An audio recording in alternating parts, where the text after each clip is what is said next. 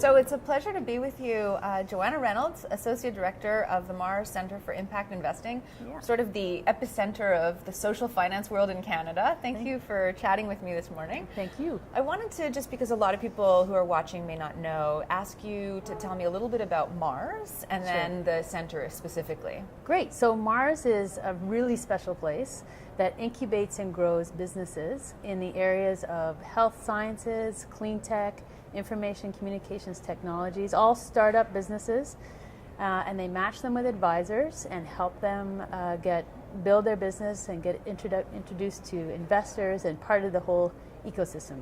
Oh, that's great. Yeah. Now the Center for Impact Investing began in 2011, and it is part of the systems change aspect of Mars. So we are an organization that's looking at how can we open up private capital towards solutions that are focused on social and environmental issues. So those can be within companies, so regular ventures, not-for-profit organizations, cooperatives, charities, anyone who's looking at developing a revenue-generating model that addresses a particular social or environmental problem. So what great examples of organizations that have been funded as a result of the centre that you feel are great examples of impact investing playing out? Okay, so there are plenty of examples. So we work with many different ventures, as I said. So we have there are so many lovely stories, but for instance, there's one venture called Lucky Iron Fish.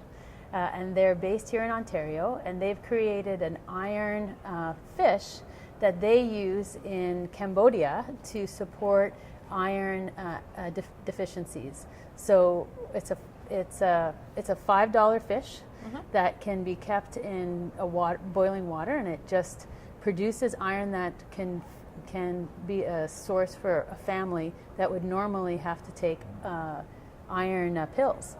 So it replaces the need for health organizations to spend huge amounts of money on iron supplements, and instead does this, it's rather controlled iron device, and it's created as a fish. So as people are familiar with what a fish is, and they throw it into their pot and it works. So there are many different examples within health, within housing, affordable housing, within economic inclusion, water, and other industries. Impact investing and social finance crosses at least 9 different sectors, and there's entrepreneurs and organizations that are working to advance some solutions in that, and we want them to get the right kind of money at the right time so they can grow their initiative. So anybody who's working in the space of the plural sector or social sector might already have heard of social finance and impact investing. But to the layperson who has some funds to invest and has a social conscience but doesn't know about impact investing, what would you share with that person about what they could do to educate themselves and learn more about the space? Okay, there's a lot people can do if they're curious about the space. They can come and visit us at our website, impactinvesting.marscd.com. We've got a great knowledge hub there that's really good for students, for people to check out what's happening in this space. Internationally, there's a lot of activity. There's definitely a space for business students, for leaders in the not-for-profit sector, and the public servants to know about. They need to know about this trend. It's taking place and it's going to affect them. So they can Google impact investing, and they'll discover that the World Economic Forum, the OECD, has just released a very substantial report on the state of social investment globally. Last year there was a task force that was supported by the G7, launched by the G7, that put together recommendations for advancing social investment. And really what this is trying to do is to look at where we have these chronic problems that just have had a lot of money thrown at them. And the dichotomy that we have created is we have business on one side that's pursuing one single bottom line of profit for shareholders, and we have government and social services on the other, and there isn't much in between. So as you're very familiar with, we're really looking at a systems change and a mindset change for how can we use business acumen and social purpose to advance these solutions, because there's plenty of solutions out there. They need the support to grow, and we have the urgency now, and I think people are really understanding that they want to see change. They want more tools in which they can use to advance that change. So I know that you'll have an answer for this, because you're a firm believer and advocate for social finance and impact investing, but to all of the critics out there who say it's a flavor of the month or that it's marginal in some way, what would you say to them about how this is disruptive for the industry and how this is going to be game-changing and it's going to be around for a long time? Mm-hmm. Well, we can spend a lot of time defending how it's game-changing.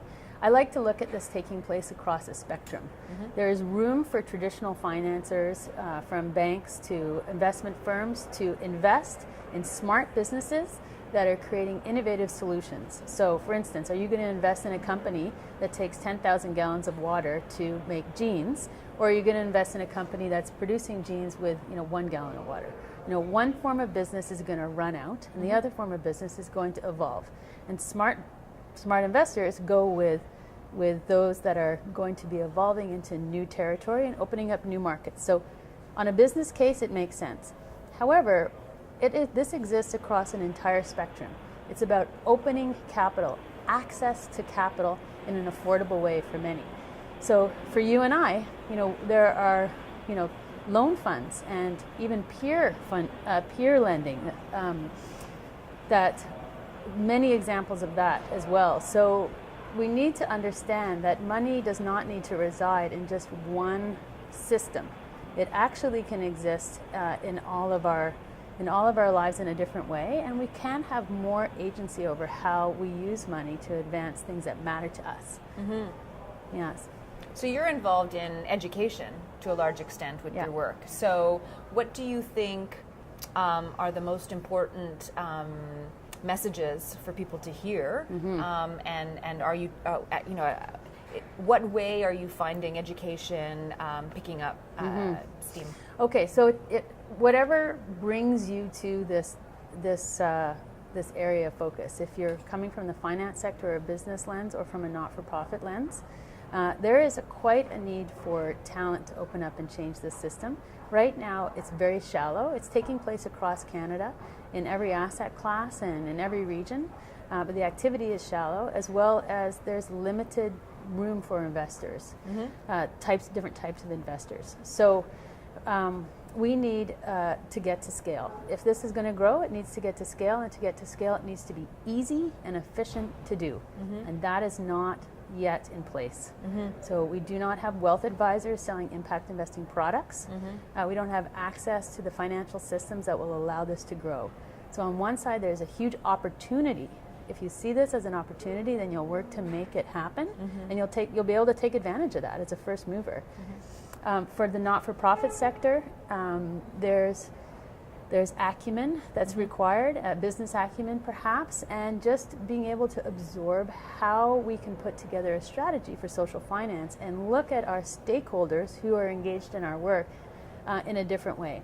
If I'm have a long relationship with a foundation, can that foundation relationship also, where I've been getting grants, also become one where provide a loan guarantee, or backs me up on a mortgage, or provides me a line of working credit that's affordable, where I wouldn't be able to go to a bank to get that.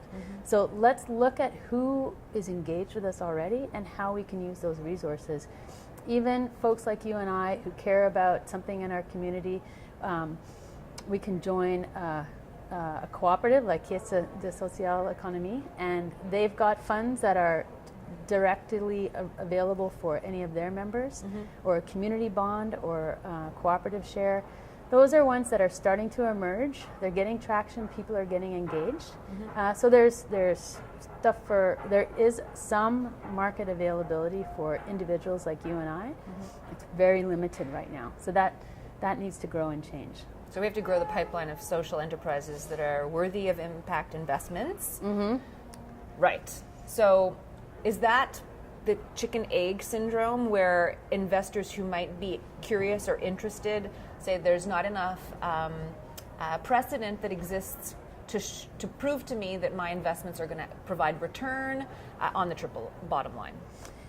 Yeah, I think there's a lack of information and knowledge about that. I think that's an assumption that we need to check. I don't think we really know that there isn't enough pipeline. So I think that's sometimes a fallback, and also another fallback is this trade-off. Do I trade off social benefit for economic return or economic benefit? It depends on the investor. And I think there's enough of a range out there that people do not have to be forced to make a decision in one way or the other. You can get a full market or above market rate of return easily if you're the right kind of investor. But you can also take a slower or patient capital approach and still get your return, but advance the solution in a different way. Like the FIRA fund in Quebec, that supports farmers getting onto farmland. That's an excellent example of how 3 institutional investors came together to create a $75 million fund that provides patient capital and a mix of leasing and ownership to young farmers to get on the land, to get operational in their business in a way that makes them succeed, without being burdened with financial, with too much finances to hold on to. So in terms of the pipeline, I would suspect that entrepreneurs and organizations need a ton of help. It's a really hard thing to do. And just being at Mars here, my admiration for entrepreneurs is out of this sky, because they put themselves on the line for their idea. They deserve all the support that we can give them. And it takes a lot to get investment ready, because if you're an impact investor, you evaluate that business like you would any other. So it's just as hard line as anything else, because they want the business to succeed. They want the initiative to succeed, and so there it has to stand up on its business plan and its financial merit. Yeah. So you brought up the entrepreneur, the social entrepreneur. So one comes to mind. She's a young woman graduating from McGill. She's developed solar backpack for her neighborhood where she grew up in Kenya, where kids walk to school. The panel is solar powered. They come home and they can then have lamp to read at night instead of using a kerosene lamp, which is really toxic and expensive too. So she raised over $50,000 with a crowdfunding campaign. What advice would you give to a typical social entrepreneur who wants to scale, maybe do a little bit of testing first before they scale, what kind of skills do they need to develop? How should they be approaching the idea of raising funds for their initiative? It's a really important question, and one that deserves quite a bit of attention in terms of what types of capital, like how do I know what's the right kind of capital to bring into my business at the right time? Because often you don't want to be overburdened with debt, or and feel like the pressure to expand in a way that doesn't make sense because you have to pay back a debt.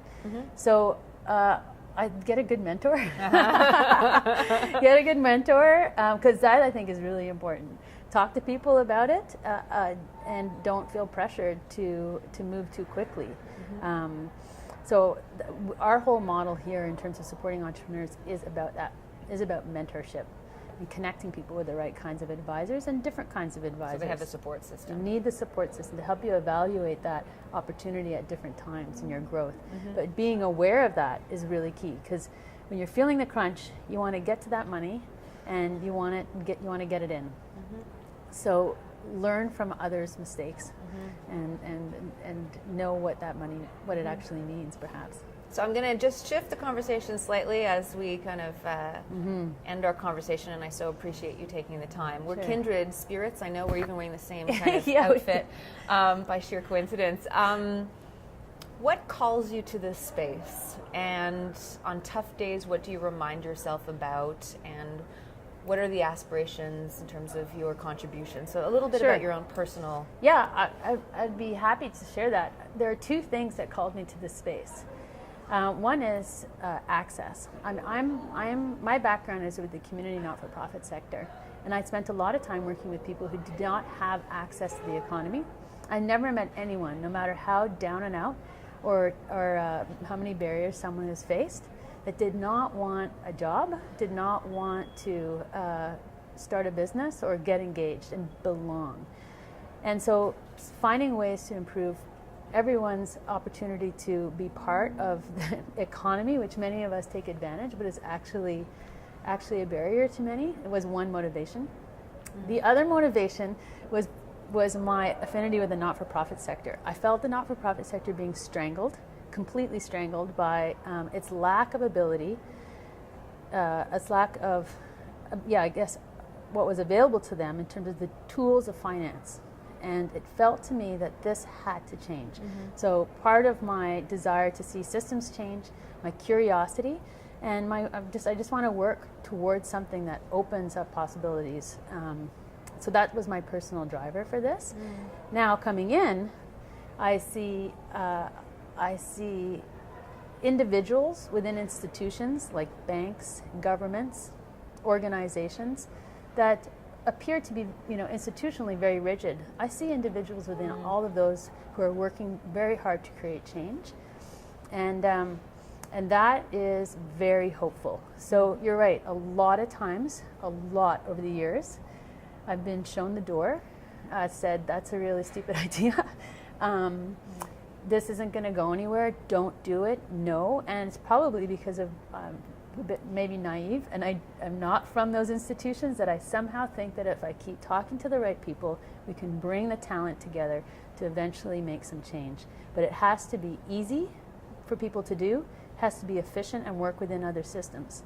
And until we get to that, it will remain a niche, discrete tool. And I would like it to, in terms of aspirations, I want us all to be doing this. I want to be able to go to my wealth advisor and say, I would like to move this percentage of my investments into these kinds of things, because I want to know where my money's going.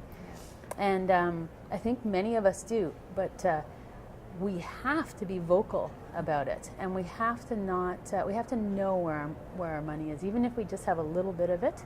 We need to ask our advisors and our bankers and others, when we get an option, I want values matter to me. And that's a radical thing, surprisingly. But I feel it coming up the ranks. I don't know about you. Are you meeting enough? Oh, I am. I'm meeting tons of young people who are going to make this, all these systems change as they go. But we do need to be vocal about it. Thanks so much, Joanna. Thank you, Anita. I love it. Great.